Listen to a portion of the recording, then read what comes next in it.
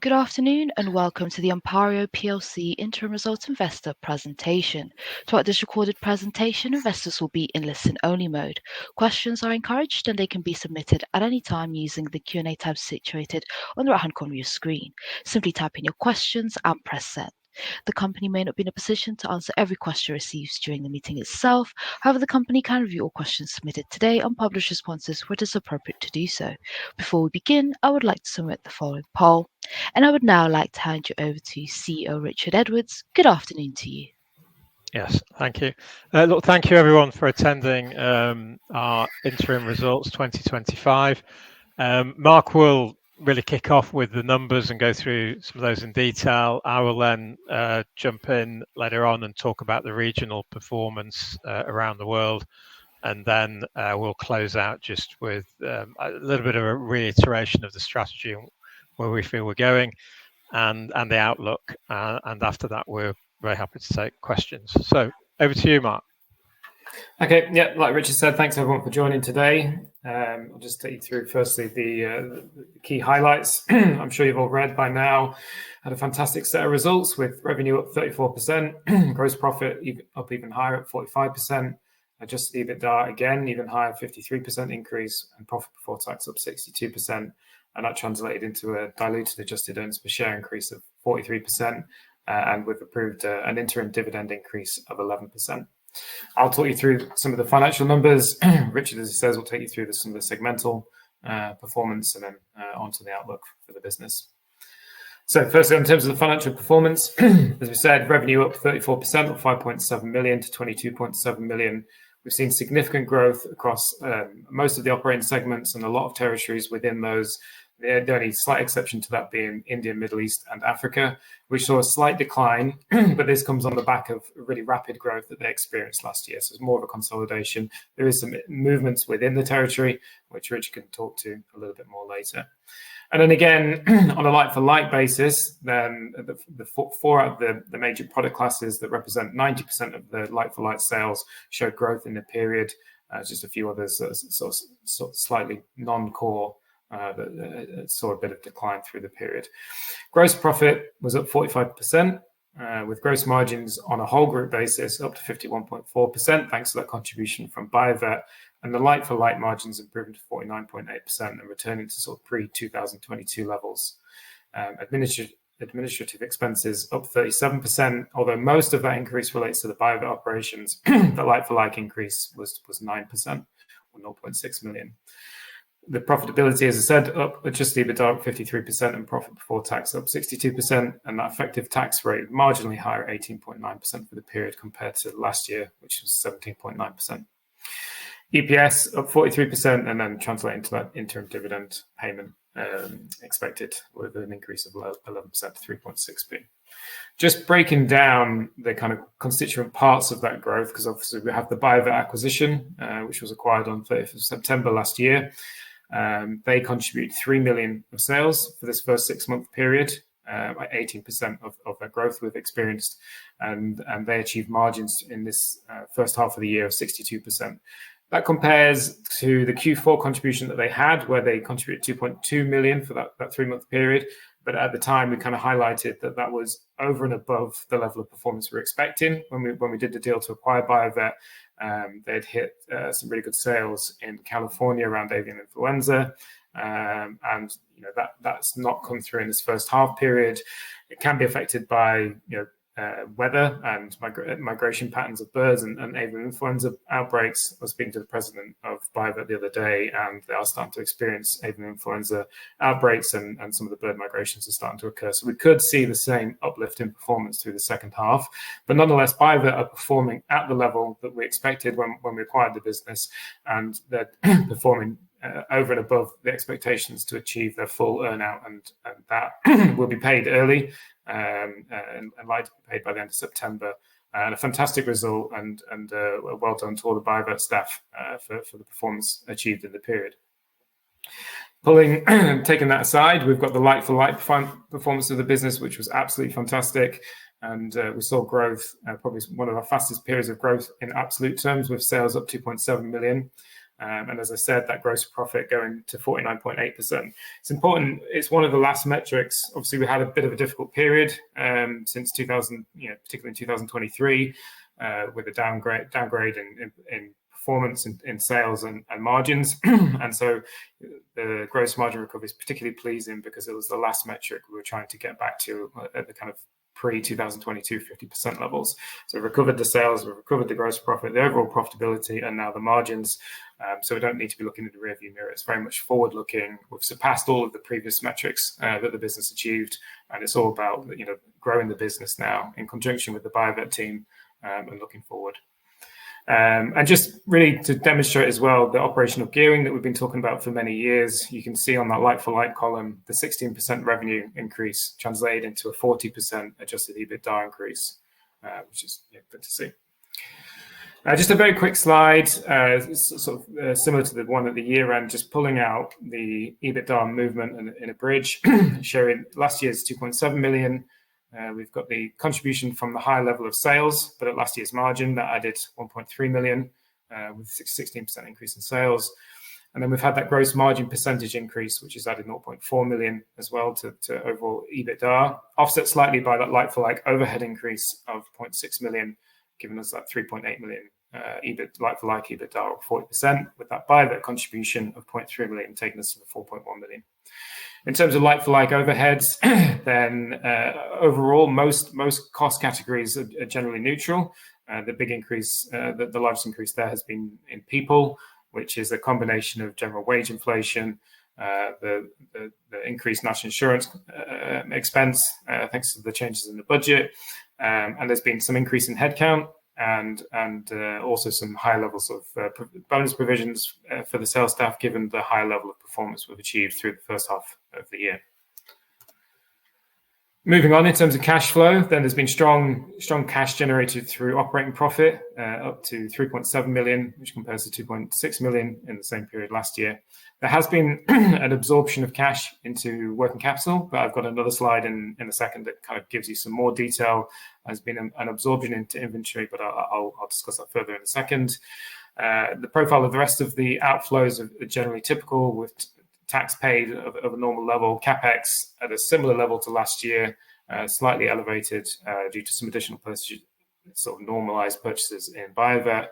And then we've got the closing adjustment, which is on the final completion accounts, which was paid in January to Bio-Vet as well. So taking all together, a 0.6 million increase in cash in the period to 11.1 million.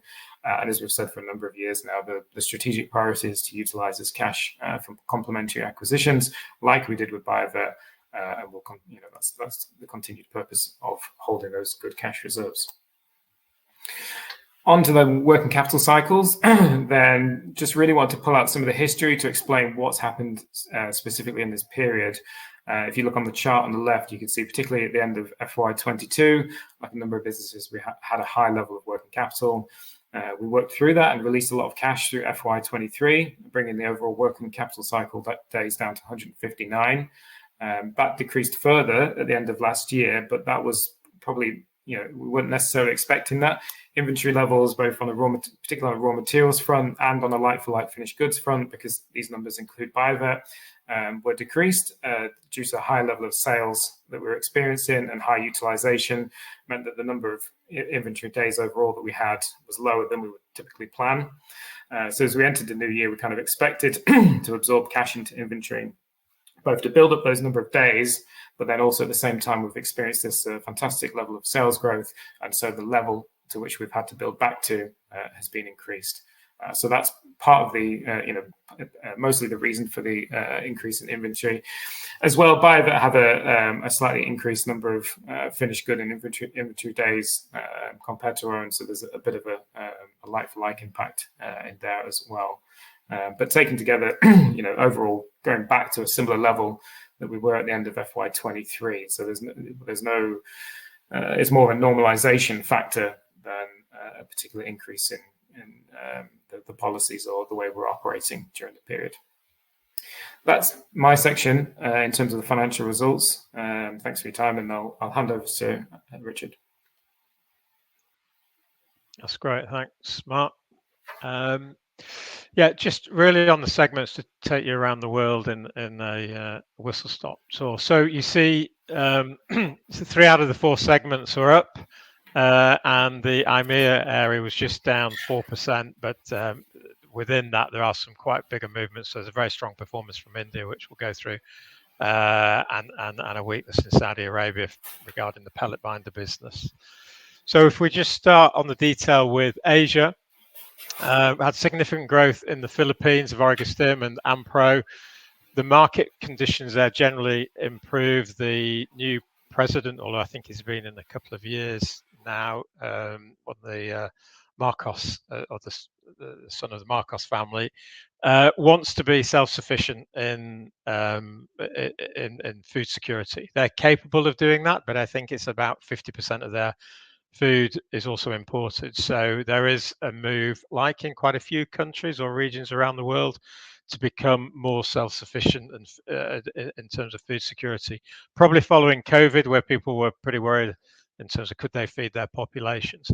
So we're benefiting from that, but we're also benefiting from some good work that we've done with our distributor stroke integrator, because it doesn't just distribute for us, they also have their own operations in poultry and pig. So that is helping, and is putting, they're using Origostim generally across the board. China there grew 15%. Again, Origostim, some toxin binder range. And as I've mentioned in the chairman's statement, or my statement, there are trials taking place with Optimiga algae as a replacement for fish meal, which is clearly a more sustainable approach in swine feed. That will take, we don't expect anything this year, and it'll probably take another 9 months to 12 months before we see the follow-on trials, and then maybe a decision on that. But the potential there is quite interesting in China. Indonesia, just generally, again, an improving market, and better local conditions, and we've been selling a broader range of products across across a range of customers there. So those are sort of the highlights. The only one down or significant is Malaysia. It's probably more timing on this. They had a very strong 2024, and maybe some of this is just a bit of indigestion. We think its timing is working through some of that stock that they've got. So we do expect that to start to come back with orders in the second half. So Asia doing well, coming back, across the region and across a number of countries, and we expect that to sort of continue in the second half and into next year. The Americas, this nearly 100% growth, but obviously quite a bit of that effect is from the Biovet acquisition. But I think it grew the Americas 21% organically in any case, so that was very pleasing. But just take Biovet first. You're adding their 3 million sales. As Mark said, there was a strong Q4 last year because of this avian influenza, and particularly with the electrolytes and capsules that were being fed to the cows to help them get through the impact of that avian influenza. That might come back with migratory birds. We're not sure, but it was a nice benefit that we hadn't necessarily appreciated when we're looking to buy the company, in that Biovet's products are required if there's avian influenza in the dairy herd. If you get avian influenza in the poultry flocks, that's not as good for us, because they cull most of the they'll cull the chickens, and then if they're not there, then they're not obviously eating our feed additives. But the tank can be a quicker turnaround, obviously, in poultry, because you can put new chickens down fairly quickly and start to grow them.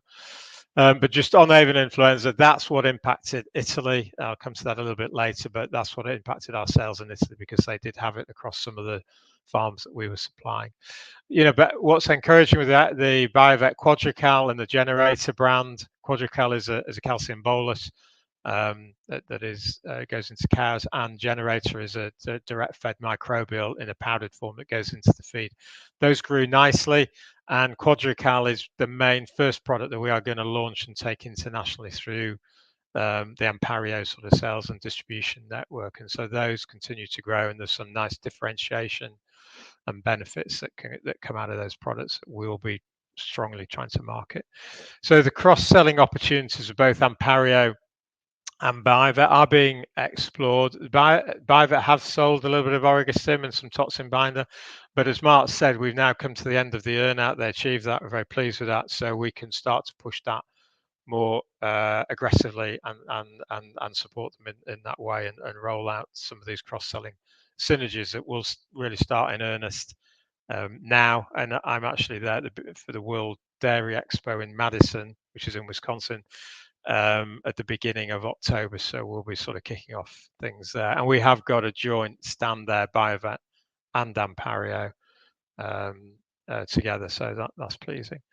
Just in terms of the USA, excluding BioVet, then the big story there is Force has recovered significantly, up 138%. That's getting it back into the swine market. It was originally sort of doing a lot of work there as feed mitigant for PRRS virus. Some of the customers then removed that product, thinking that okay, PRRS is solved and we don't need it as a feed mitigant. And so we had a weak 2024. So it's now come back. The customers now are starting to recognize that it also has an in-gut effect and a performance effect. So you're getting a dual benefit of in the feed as well as in the gut. And so farmers have seen that benefit. It's a good product. I don't think there's a competitive product on the market like it. And it's just a case of how should I say, viral marketing is word of mouth, is some of these farmers sort of recommending it, saying how good it is, and then moving on to the next. And that's sort of what's been happening in the US in the first 6 months of this year. Origostim also increased there, particularly into the cattle, but we've been trialing a new version, Origostim Plus, which is a combination of the oregano oil and saponin, and that's having some really significant benefits. And that's with a big integrator.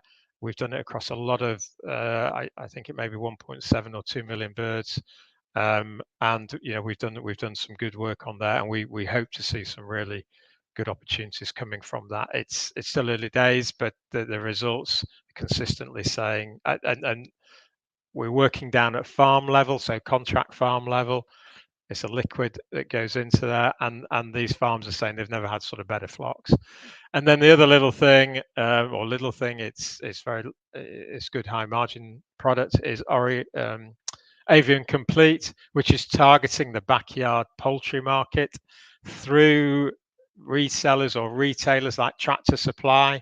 And we have been, or our customer there who supplies this product into the retail sector has been talking to Walmart about the product. So it's good high margin and decent volumes, but not massively decent volumes as you get with the big integrators. But it's very good and lucrative business, and it also just gets that brand name up in front of the retail segment, and particularly people backyard poultry market, where I think the backyard layer market is people who've got a few chickens and are growing their own and then producing their own eggs, is as big as the industrial, the conventional and industrial producers, the big producers. So people, individuals and families are producing their own eggs as much as companies in the US, partly because people want to know where the food has come from, but also egg prices did shoot up, and it prompted people to go and get their own chickens.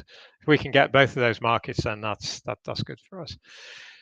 South America was, Mexico was good growth from one of our distributors there. And we're also focusing on doing much more in Central America by going more direct. And you'll have seen in the statement we have said that we are sort of phasing out, going through our main distributor in that Central America, Caribbean area. And as a result, we are setting up, and I think we have set up a company in Panama, and we're in the process of doing that in Colombia, so we can get much more direct relationships. We did feel that the relationship with the distributor blocked us out of maybe growing our Origostim sales and some toxin binder sales as much as we could have done. We could do more, and so we think hopefully the floodgates are open. We can offer a broad range of products and we have much better visibility and understanding of pricing against volume. And if we feel that we can get more volume by being more competitive on price, then we can make that decision rather than the distributor getting involved in that and maybe overpricing our products so we don't get the volume. So getting that direct relationship brings we feel brings a lot of benefits and opportunities in there. So it's welcome that we've also got the staff that's come over from the distributor now employed through ANPARIO subsidiaries there. Brazil was again the weakness. It's a very competitive market. We don't manufacture down there. Obviously, we manufacture in the UK and ship. Some of our competitors, our manufacturers, have production facilities down in Brazil, and that we're subject to actually import tariffs and actually making a minimum percentage margin that the government requires us to make. So we are just looking at how we can sort of restructure or go in a different way with certain products and looking at less price sensitive segments. And there's been a few personnel changes down there. So we're confident of a turnaround over time. We do think, and the Biovet guys, I think, are either there this week or next week, looking at their products getting into Brazil and the distribution network that we'll need to look at and set up there. We do have our own company there, which, as I say, will help. But Brazil just needs a little bit of going back to the drawing board and boxing clever on how we go to market to different customer segment groups and depending on the products as well. So I think that really covers all the Americas. If we look at Europe, good organic growth, 17% in the region, particularly across premium product lines in Orego-Stim and the Optomega algae product for omega-3 DHA. That's done well, I think, in Switzerland into the dairy market, and particularly for dairy cow fertility. So that was a good driver of certainly Optomega. Israel's done well. Yes, like I've spoken about. Yeah, Switzerland there. Israel's done well, significantly up over the same period last year. And we did lose, I think we mentioned this probably in the full year, where we did early last year, we lost or some lower margin business in the UK on acid-based eubiotics. But we've grown despite that loss, and our margins are obviously a lot more healthier in that region. And the UK has been strong as an Orego-Stim. Customers have bought more of it. So the only sort of and there were small drops really, is that Czech Republic, Estonia, and Austria.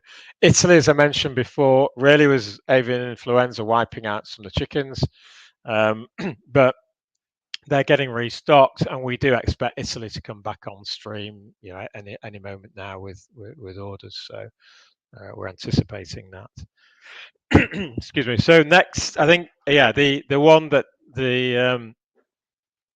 got away or went down by 4% overall. Obviously, India held up quite a majority of the losses in Saudi Arabia and Egypt, and that is we've been doing some big work with a big integrator there, broiler integrator.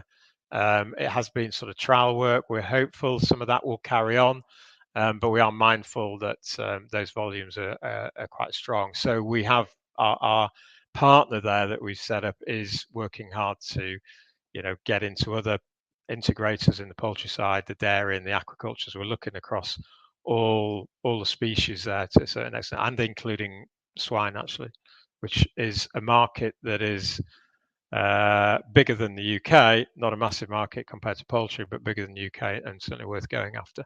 So we're looking at broadening out our interests there. We do see India as long-term good growth opportunity for ANPARIO. The two that really kicked us in the shins were Egypt. That is really one of our customers. We have a couple of customers there or distributors. One of them has had payment issues, credit difficulties. It seems to be an ongoing issue with this customer quite regularly, but we've been with them for donkey's years. But we stopped supplying them, I think, earlier on this year or at the end of last year. but I think Mark, they are promising to pay. They have got orders in for later this year. They won't get those orders until they pay down some of their outstanding debt. We are told that those payments will be forthcoming. And then Saudi was really the loss of pellet binder business with a customer there, and a lot of that is some internal politics with our product being replaced by a key manager there who I think appears to have been producing his own products or has got his own supply. So there's a little bit of politics there. We're not quite sure what's going on. We are looking at that, investigating that. But this can happen in some places where they potentially see a success of a product and then they start to try and replace it with something that benefits them in that sense. So, but we are sort of speaking to people in there, and we have other options as well in Saudi Arabia. So it's a blip and disappointing, but this happens in from time to time. So I think that's really just sort of explaining the Middle East and the regions. I won't go through the strategy in too much detail because we've probably said it before, and I want to get to the questions because I'm sure there's quite a few questions that people want answering. We are totally focused on what we call specialty feed additives. It's the faster growing area of the animal nutrition market, and it's driven by the need for increased food production as a growing population and as people's GDP increases. And actually, that's why you see in India the growth in the swine market. The middle classes are switching and actually eating more pork, and we've sort of seen that trend, and that's because they've got more money made to spend on pork meat. But it's also the drivers are again antibiotic removal or reduction and removing other harmful substances like formaldehyde from the food chain and from the animal feed.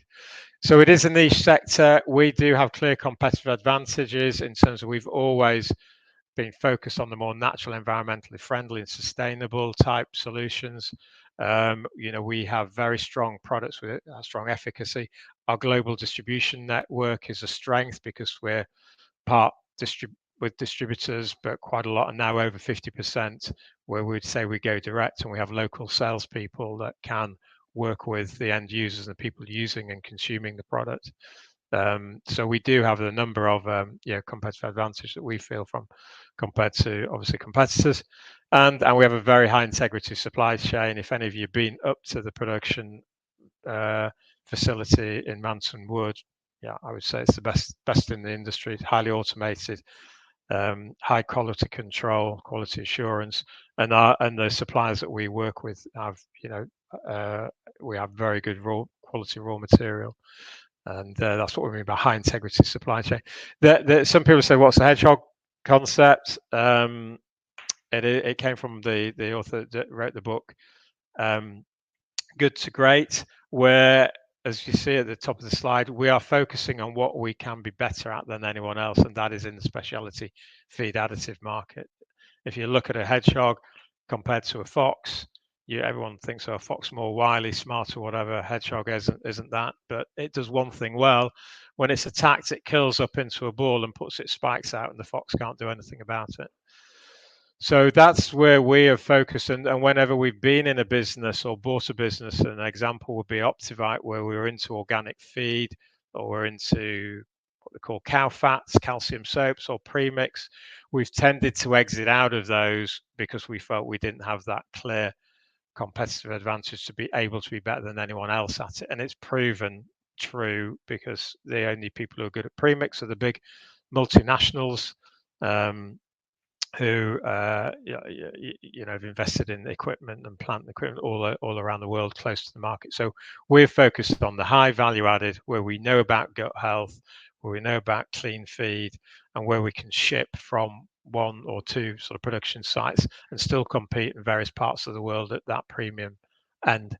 So our and as part of that is building global power brands, and Origostim is obviously the great example, but we are putting money into Force Mastercube as brands, Optimiga, and we will be doing the same with Biovet with their Generator brand and particularly their Quadrical bolus brand.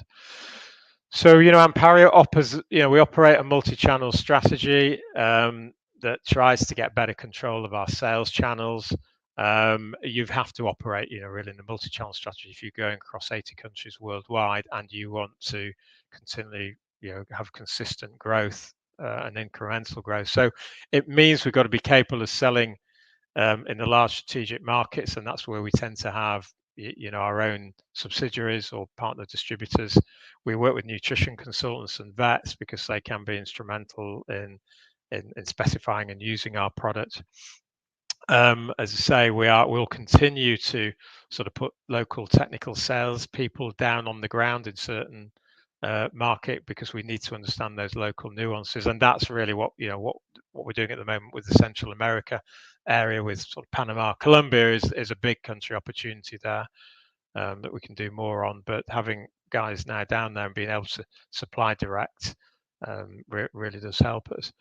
And just not only that, just on the Biovet side, Biovet are very strong in Wisconsin because it's I think it's the second biggest dairy region after California. They're also strong in California, and they're strong on that eastern seaboard with Pennsylvania, New York, and particularly around the Amish. They've got quite a lot of Amish customers in that area. But there are also other dairy states that aren't as big, but still warrant sales representation. So places like Florida, Georgia, Idaho, the Dakotas. And that's now we've got through the earn-out. We are, switching on to drop and recruit salespeople into some of those other states that warrant putting a salesperson in there. There's sufficient enough farms and cows to make it worthwhile for both Biovet products and ANPARIO products, and that's what they will be doing. And the having that attention to local market does mean that we have numerous business development initiatives that are aligned to those local requirements, i.e., they're customer led. And I've mentioned about the production centralized and in 2 sites that delivers significant economies of scale as well, which is helped by the automation. So just on outlook quickly, it's really just lifting what we've put in the statement, I think. So the second half has started well, and we're at the same momentum as the first half, and we're hoping that continues through to the end of the year and into next. We've got several business initiatives, as I've spoken about, the synergies, cross-selling, certainly synergies in Biovet, following that earn-out completion, more local technical and sales teams down on the ground. And I don't need to go past through those long-term drivers again. They're there. They do keep the market, and if you look at generally all the forecasts and all the market research reports, some of which you can take with a pinch of salt, but they're all saying specialty feed additives, phytogenics, mycotoxin binders got good middle to sort of upper single-digit growth percentages. There is just always, you have to put a bit of a word of caution. There are ongoing effects with current trade and tariff disputes and these potential challenges. The tariffs on the US haven't affected us. I think there is obviously a cost to that we have to pay that, but it's it hasn't impacted us too much, and maybe gradually we'll eke that back through price rises. But there are other effects that can impact us from that you wouldn't necessarily realize from tariffs. And one of them, a little bit in India, their currency is depreciated 10% against the pound because they've got this 50% tariff, I think it is, with Trump. So obviously their currency has dropped. It's not causing us too much issues at the moment, but as I say, there are certain impacts. But we think overall we're geographically diversified, so overall we're positive and confident we can still make progress, and we have experience of trying to navigate all sorts of things that are thrown up in front of us, challenges. But I don't think it's different with any business, any global business at the moment. And sometimes where there's a challenge, then there's an opportunity. So I think that's that. We'll, I think if we can switch and see what the questions are.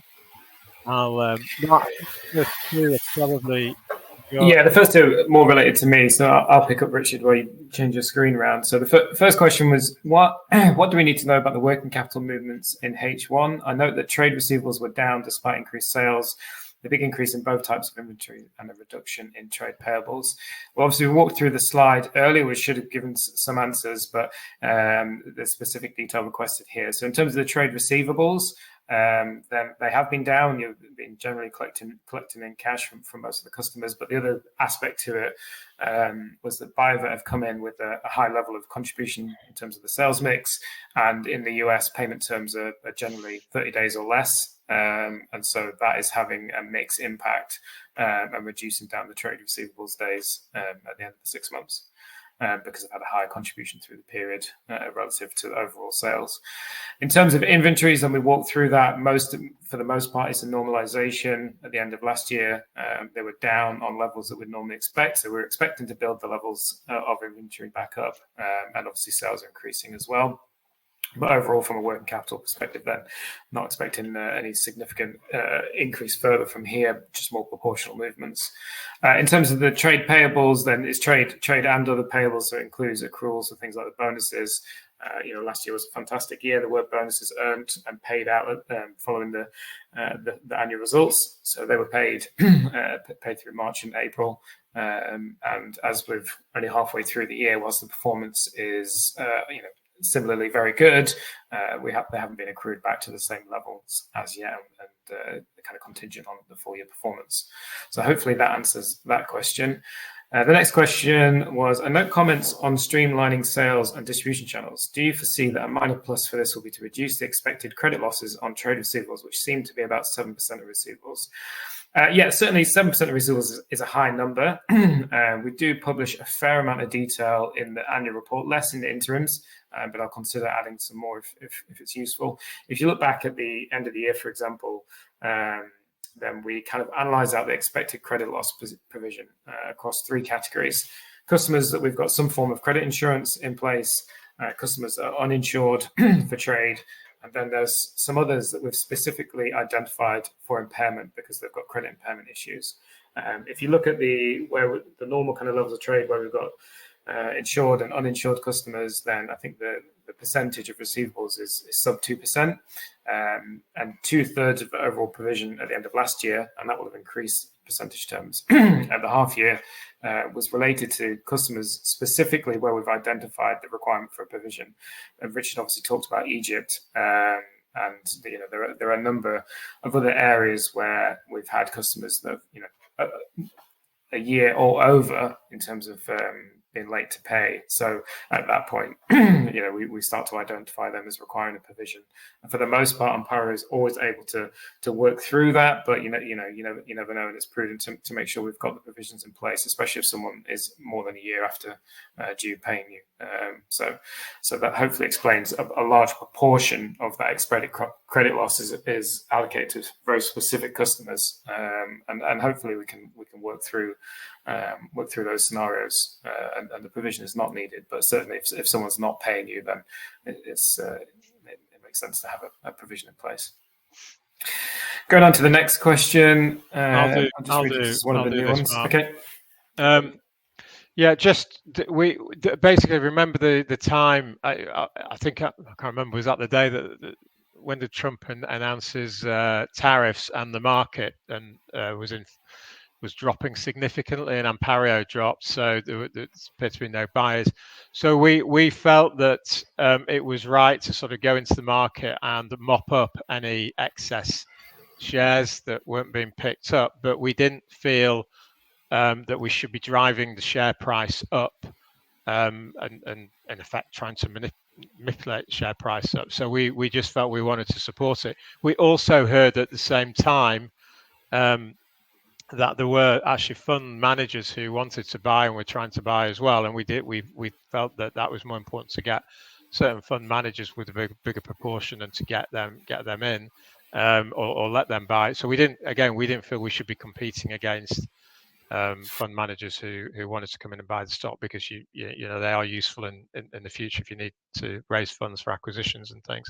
So it was really a sort of defensive approach, and the share price sort of went back quickly up over 350 and headed up into the high threes, and so it was really just to mop up any sell and stop a free fall, and it turned around quite quickly, and it was just down onto the challenge. So that's why we did it. If the share price had stayed down low and there were no other buyers coming in, yeah, we would have continued to do that.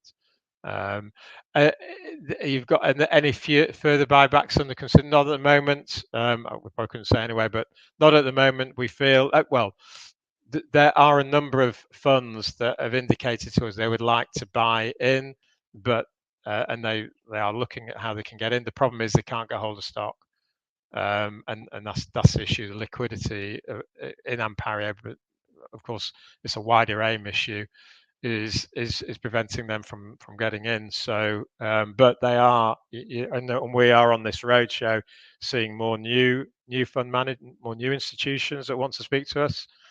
Seems to come out the woodwork when you put out good results. So yeah, it's we don't feel the need to do any buybacks at this level. We'd like to get some more, broaden out the institutional funds, because they were reduced when we did that tender offer a couple of years ago at £2.25. So if some of them now want to come in at £5 or more, very happy that they can go and buy some stock off the market. I think, Mark, hopefully that's answered that question. Do you want to do the R&D one?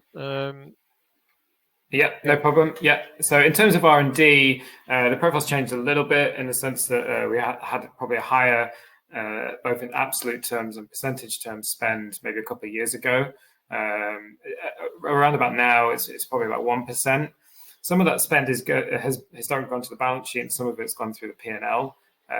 There's a lot of the level has reduced since we did the sort of redundancy restructuring exercise. Generally, there's enough opportunity with the products that we've got to expand sales, and so it's been more a case of focus on the products that we have and extending their applications. And generally, our R&D is taking a product like Origostim. It works in so many different animals, basically except for cats. It's even good for human health, and it works in so many different ways, doing so many different functions, that a lot of R&D goes into Origostim and other products, extending the market applications and the species that we can apply those products to. So it tends to be more evolutionary than revolutionary. We've been doing a lot on aqua, particularly recently, with things like the Origostim Forte, but it's been around about 1% level, and at the minute it tends to be smaller projects. There's quite a lot of work that went into the Origostim Forte, and that was taken to the balance sheet, but there's a lot of projects these days that are kind of a smaller level, and they're running through the P&L. But generally, the level of spend is about 1% of revenue.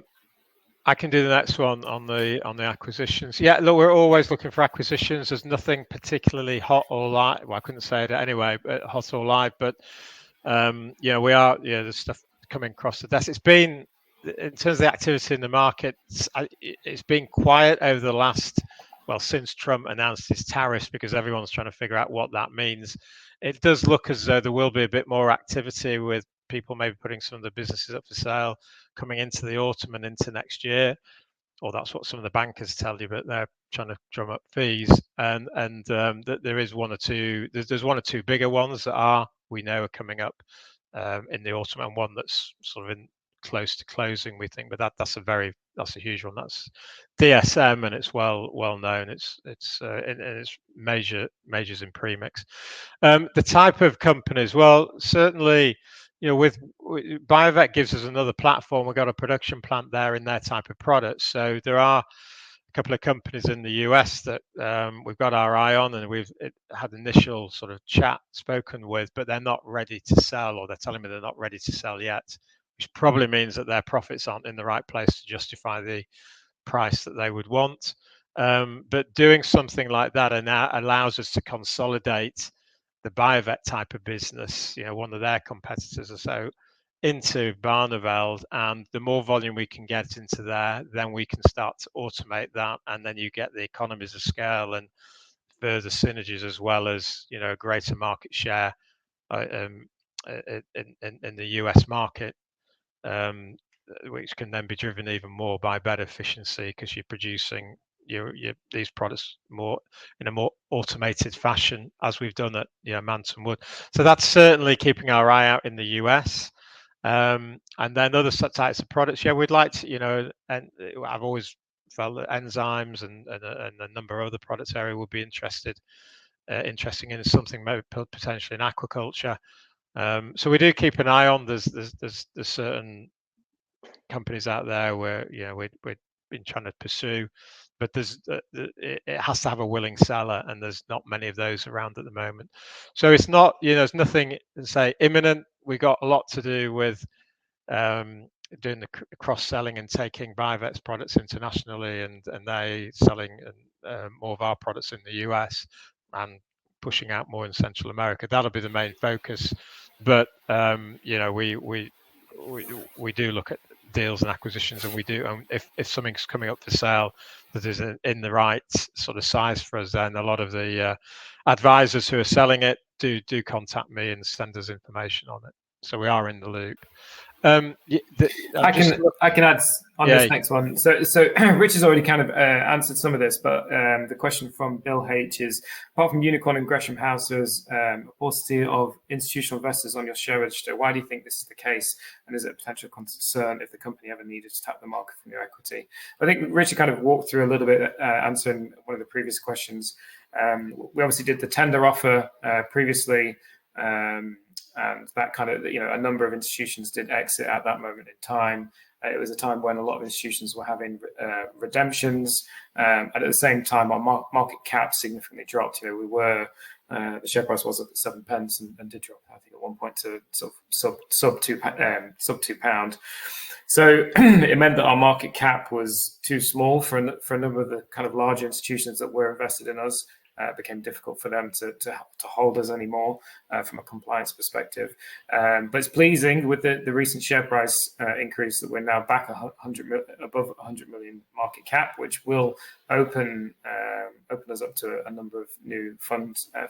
There are, it's not just Unicorn and Gresham. They're very strong supporters of us and high holders, but there are a number of others that are really good, strong backers of the company. Following that tender offer, we've got a high level of retail following, which is absolutely fantastic. Really appreciate everyone's support, and tools like this are great to engage with retail shareholders. Liquidity is just an issue in the sense that we believe there are a number of fund managers which want to come in and pick up stock. It is a little bit difficult for them to do so because they tend to want to come in with a significant position rather than kind of building up a position through smaller trades.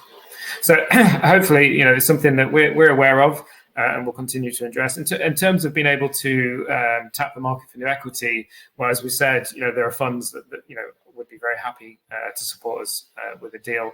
Generally, equity markets are improving as well. There's starting to be inflows into funds. So I think there's no lack of appetite or ambition for acquisitions, and I'm fairly confident and having conversations recently we're always having conversations about appetite and the capacity and stuff, and I'm very confident that we would be able to raise new equity if the right deal came along. Richard, you want to take the next one? Yeah, yes, we are. As I said, we're seeing. We're going to start with the Quadrical. As I said, I mentioned about global power brands. We want to, certainly, as an example, we take Quadrical and try and build that into a very strong brand name, like we've done with Origostim. When we take it international, it will be under the ANPARIO company branding, but it'll be Quadrical as a brand name. The brand names tend to be more important in this industry than maybe the company names.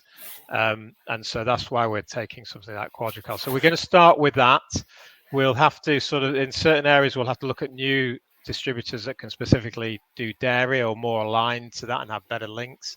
But the areas that we're looking at, we think certainly Latin America, Brazil. I think I mentioned that the Biovet guys, the president and their R&D director of research is down there at a conference and sat with the ANPARIO guys as well to plan out how we tackle the Brazilian market for the ruminant sector, but also that Central America area that we're getting more control of visibility of is high up on the list to be sort of attacking. And Middle East, I think we know Vietnam, there's big opportunities there. China potentially, and a little bit into Europe, certainly the quadrical. So we will be going more through distribution with those products because of the nature of them into these countries. And we've started and working on the registration to get these products in there. So yeah, very much so. We see that was one of the main drivers for buying the business because they're very US centric. They do bits. They have some sales in Czech Republic and South Korea. I think I mentioned that in the chairman's statement. So they've already got some in Asia, but we can really help them get elsewhere into with bigger, relatively bigger dairy markets. So I think the next question. So the next question is, what are the headwinds, stroke challenges do you expect in the next 12 to 18 months? Example, US tariffs. So I'll answer the tariffs and I'll let Richard sort of continue answering the question. In terms of tariffs, we did some work when the tariffs were first announced, and I don't think the situation is unchanged. If you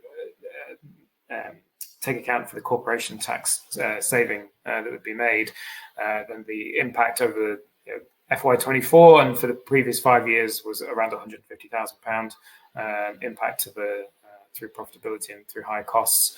So so not terrible. It's not ideal. Alongside the higher national insurance, these results would have been further improved, but we're managing that. We are able to.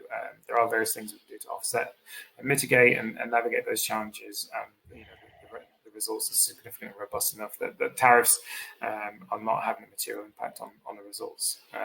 There are secondary and other impacts that come from tariffs and trade flows and things, and there are offsets and things like some cheaper freight rates around the world and various sort of factors. Richard, do you want to add anything in terms of headwinds and challenges? No, I mean, look, the global market is very unpredictable at the moment. It has been for a while, so you just don't know what might hit you. But we are very geographically spread, species spread, product spread, and that was deliberate, part of the strategy, so that we do get a little bit more insulated and more resilience built into the business. And we are experienced, I think I said in the last slide, at navigating all sorts of different things. So there might be things that affect us, but we feel it will only be temporary, and it might just be in a certain area. So other than that, for us, it's business as usual. There's nothing new. It's just the nature of some of these challenges and headwinds are slightly different. Last one. Who's in charge of technical side of ANPARIO's growth? Generally, we have a corporate development director who looks after marketing and the technical team. So within the technical team, we have about 3 or 4 in the UK, technical people who are also quite, I like them to be more commercial, because the best ideas come from the customers and knowing the customer well. So they are looking at what should we be developing. One of the big mistakes people make in this industry and in businesses in general, they have a big technical team, R&D, and the people in white coats sit in the lab, come up with a product, and then go to the salespeople. Right, this is a great product, sell it. And then the salespeople say, yeah, but customers don't need that. And I've seen that in other companies. So we try and bring the ideas back from the challenge in the market down on the farm and bring it back to the into getting it resolved. We're solution led, and so but we do have PhDs, MSCs, people who have good strong backgrounds. Dr. Nate Haas, president of BioVet, is a qualified vet. He was state veterinarian for Wisconsin.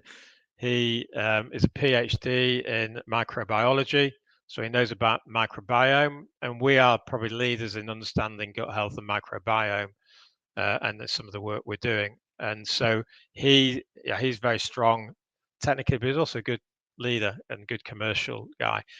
to replace, because he did come in as sort of director of research of Biovet when the previous owner was and founder was still alive. He brought him in. So to replace, to backfill Nate's position about a year ago, I think it was, they recruited Dr. Lewis, who is head of director of research and product development. So on that side of the business, they got a very strong guy. He's actually down in Brazil, I think, with Nate at the moment. So in terms of looking at on the probiotic side, that guy came from, well, has worked for Christian Hansen, so has a very good background. We've just recruited a girl in Manton Wood in the UK that came from AB Agri's innovation department, and I think they disbanded their innovation department. So we managed to, we're very lucky to sort of snap her up and bring her in, but she'll understand the commercial side, certainly, because she'll be out with the customers and with the sales team in ANPARIO and helping to develop products that for the future that customers actually want. And we also do, we're linking in with universities, so we are doing something actually on, I think it's AI. Well, it is AI, not think. It is on AI in poultry, and we're doing some of that work in conjunction with a company in the Netherlands, and Nottingham Trent University is doing the trial work, where we can tell what's happening in the gut microbiome from chicken feces and how our products are beneficially affecting the gut microbiome. So I haven't really mentioned that. That's it's a bit of R&D development work that looks quite exciting. And every company's got to say AI, haven't they? Because then it sends their share price up, apparently. So, but it's not going to turbocharge our sales to whatever, like Nvidia. But in the future, that's where we're going. And the more we can learn about the gut microbiome and prove how our products are working within the gut, not just on the performance metrics, then the better. So we have started some work on that, and that's been led out of our Manton Wood team. But Nate will get involved because he's the US guys have got strong understanding of microbiology and gut health. So yeah, we feel certainly on the future scientific products and things, we've got the right approach and practical approach to getting products commercially launched. And I think that's it. There's no more questions. That's correct, Richard and Mark. You have addressed all those questions from investors today. So thank you very much indeed for that. And of course, the company can review all questions submitted and we'll publish those responses on the Investor Meet Company platform. But Richard, if I may just ask you for a few closing comments before I redirect investors for their feedback. Yeah, just look, thank you to the retail investors who have supported us, and we do, don't say in secret, we do look at the bulletin boards, so we do take on your comments and read them. Not all of them, maybe, but certainly over the past few years, institutions have found it difficult buying into companies because they've had a lot of redemptions, and it's been difficult for fund managers. I think now that's started to subside and they're getting inflows, so hopefully it should be positive. But we have had a high proportion of retail investors over the last few years following the tender offer, and we're just thankful for that support and some of the insights you guys bring and the support of the company. And hopefully we're delivering, capital growth and income growth for you in the dividend policy and the way the share price and the business is performing. So just thank you for your support as well. That's Mark, great. do you want to say? No, just to echo those comments. Yeah, I really appreciate the support and the backing of everybody, and you taking the time to listen to the presentation, and just to extend an invitation that if anyone is ever passing workshop and would like to come in, then you're more than welcome to use any of the forms of communication. We've got an investor at ANPARIO. You can pick up the phone, send us an email, and we're very happy to engage with people and show you around the wonderful facilities that we've got in Manton Wood. So, and thank you for your time. Fantastic. Mark, Richard, thank you once again for updating investors today. Could I please ask investors not to close this session, as you'll now be automatically redirected to provide your feedback in order that the board can better understand your views and expectations. This will only take a few moments to complete and I'm sure will be greatly valued by the company. On behalf of the management team of ANPARIO PLC, we would like to thank you for attending today's presentation and good afternoon to you all.